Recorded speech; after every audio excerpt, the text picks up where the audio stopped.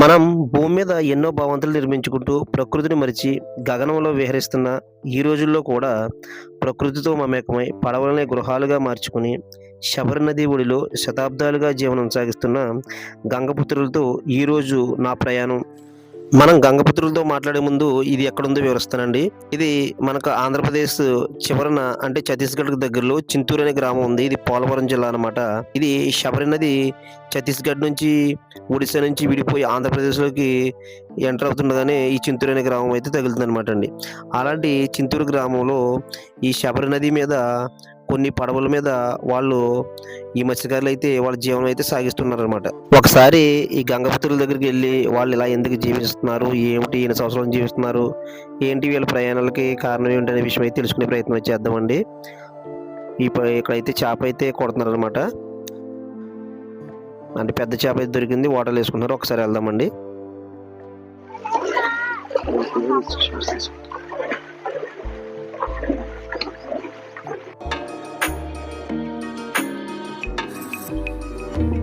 మీ పేరండి? నా పేరు మహేష్ అండి. మహేష్. మీ మిస్సెస్ పేరు? కావ్య అండి. కావ్య. ఎన్ని సంవత్సరాలు ఉన్నారండి ఇక్కడ?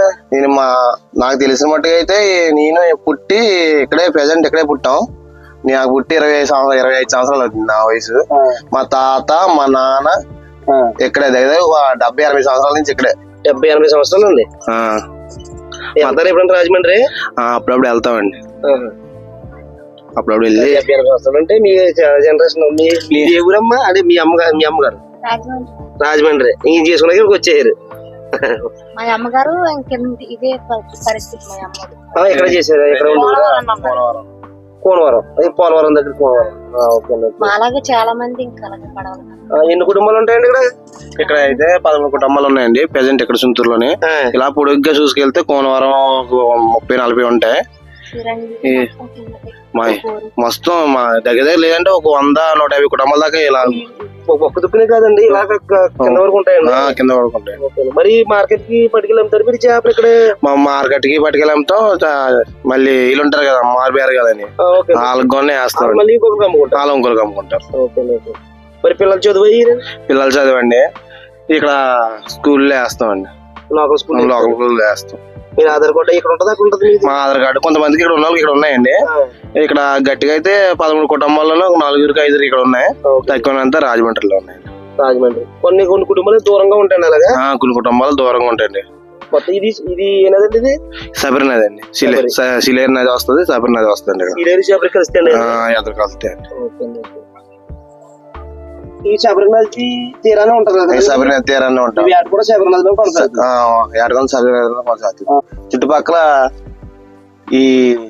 గ్యాస్ చూసుకుంటే 100 కుటుంబాలకి ఎక్కువ. 100 కుటుంబాలు ఇలాగే జీవిస్తాయండి. ఇలాగే జీవిస్తామండి. మీరు మరి పెళ్లిళ్ళు చేసుకుంటూ బయటకు వస్తారా? వస్తామండి. పెళ్లిళ్ళు గట్ట అయితే మా ఊర్లో పెట్టుకుంటాం. ప్రజెంట్ ఇక్కడ కొంచెం చేస్తామండి. మొన్న మా ఊళ్ళో ఈ దెబ్బ మీద 2 ఫంక్షన్లు కొంచెం చేస్తాం. మెచ్యూర్ ఫంక్షన్లు ఇక్కడ కొంచెం చేస్తాం. ఇక్కడ మనకి ఇప్పటి నుంచి ఉంటున్నాం కదా, చుట్టాలు ఇంక ఏర్పడటం, ఇంకెక్కడ చేసుకోవడం, ఫంక్షన్లు గట్ట ఉంటామండి. ఇది మా వంటగది అండి. ఇది మా గ్యాస్. ఇది మా వంటగది కింద ఉపయోగించుకుంటాం. ముందు కట్టెల పొయ్యి ఉండేదండి. కట్టెల పొయ్యి తోటి పిల్లలతో అవ్వట్లేదని గ్యాస్ కొనుక్కొని గ్యాస్ ఫిట్ చేసుకున్నాం. ఇది మా పడక గది అండి. ఈ పారిపోయిన వేసుకోవచ్చు, లేకపోతే ఏమైనా రైస్ కాయగూరలు ఉంటాయండి మాకు అన్ని. ఇదేమో ఉల్లిపాయ పుట్టండి, ఉల్లిపాయలు గట్ట ఉంటాయి, కాయగూరలు గట్ట ఇందులోనే ఉంటాయి. ప్రజెంట్ లేవు. సామాన్లు గట్ట కింద ఉంటాయి. రైస్ గీసి ఇక్కడ ఉంటదండి. పడక బట్టలు అన్ని ఇందులోనే ఉంటాయండి. ఉండొచ్చు, బాగానే ఉంటది, సేఫ్టీగానే ఉంటది. కొద్దిగా జూన్ నెల కానించి వరదలు వచ్చేటప్పుడు ఇబ్బందిగా ఉంటదండి. ఈ కాలం ఏమో మనకి ఇసుక దెబ్బల్లోనే చక్కగానే ఉంటది. ఆ కాలం వస్తాడు ఇసుక దెబ్బలన్నీ మునిగిపోతాయి కదా వరద కోటింగ్ కి. మొత్తం గడ్డలకి వెళ్తే పురుగులు గిరుగులు చీమలు దానికి వస్తాయండి. నమస్తే అమ్మా. మీ పేరండి? అరుణ. మీరు ఎన్ని సంవత్సరాలుగా ఉన్నారండి ఇక్కడ? మీ తాతల కాలం నుంచి ఇక్కడే ఉంటున్నారు? ఓకే. ఇదే ఇల్లండి మీకు? బాగుందండి. గడ్డలు పొయ్య. మరి పిల్లల చదువులు అయ్యి బయటకు వెళ్తారా? స్కూల్ ఇక్కడేనండి. ఓకే. మరి ఇది ఏటకైతే దీని మీద వెళ్తారా? వేరే పడ ఉంటుంది?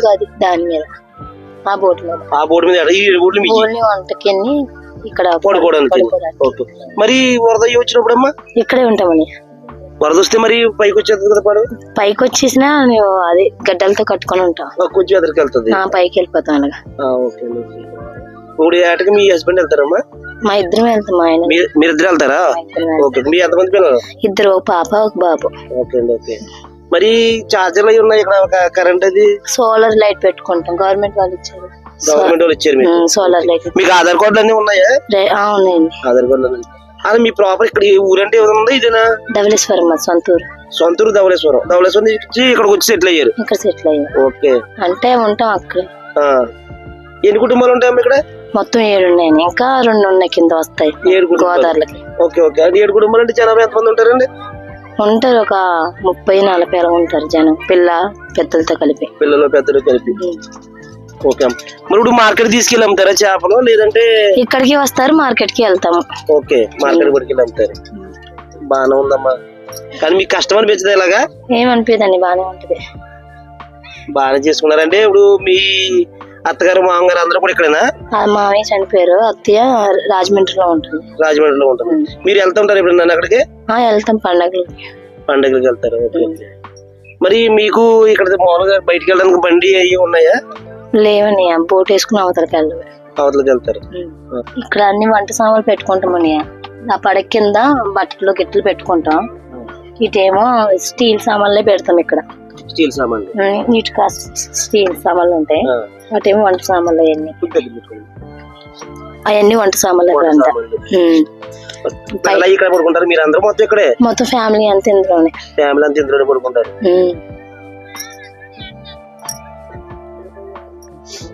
ఏం కూర ఉంటావమ్మా? ఎగ్స్ అని, ఈ దేవుడి ఫోటోలు. దేవుడి ఫోటోలు. పిల్లలు ఉన్నారా? బాబు ఒకడే అని అక్కడ ఆడుకుంటున్నాడు. పాప అక్కడ కొడేరులో వచ్చేసారా? వచ్చామని ఇప్పుడే వెళ్ళి వచ్చాం. ఓకే. నువ్వు కూడా వెళ్ళావమ్మా? మా ఆయన నేను ఇద్దరు వెళ్ళాం. ఎంతవరకు వెళ్తారు? అంటే రోజుకొకరికి సీరియల్ ఉంటది. అందరూ రెగ్యులర్ గా వెళ్తారు? లేదు, ఇది ఒకరు అయితే బ్రిడ్జి కింద ఒకరికి అలాగా. ఓకే. ఈ రోజు బ్రిడ్జి కిందకి అక్కడికి వెళ్ళి బ్రిడ్జి కిందకి ఇంకో పేక ఉంది కింద, అక్కడికి వెళ్ళి వచ్చాం. ఇప్పుడు చూసారు కదండి, ఈ పడవ అయితే ఈ వీళ్ళదన్నమాట. ఇప్పుడు పేరు అయితే అరుణ. ఇలా అయితే చాలా చక్కగా అయితే జీవిస్తున్నారు. మనం పెద్ద పెద్ద భవంతులు బంగ్లాల్లో ఉన్న వాళ్ళు కూడా సమస్యలతో కొట్టుకు చచ్చిపోతుంటారు అనమాట. సర్దుకుపోయి కొనుక్కుంటే మనం ఎక్కడైనా బతకొచ్చు, ఎక్కడైనా కాపురాలు చేయొచ్చు అనే ఉదాహరణ వీళ్ళు తీసుకోవాలన్నమాట. ఈ వీడియో ఎక్కడి వరకు చూసారంటే ఖచ్చితంగా మీకు నచ్చే ఉంటుందండి. ఈ వీడియోని మీ స్నేహితులకి షేర్ చేయండి, అలాగే లైక్ చేయండి. సబ్స్క్రైబ్ చేసుకోవడం మాత్రం మర్చిపోవద్దు.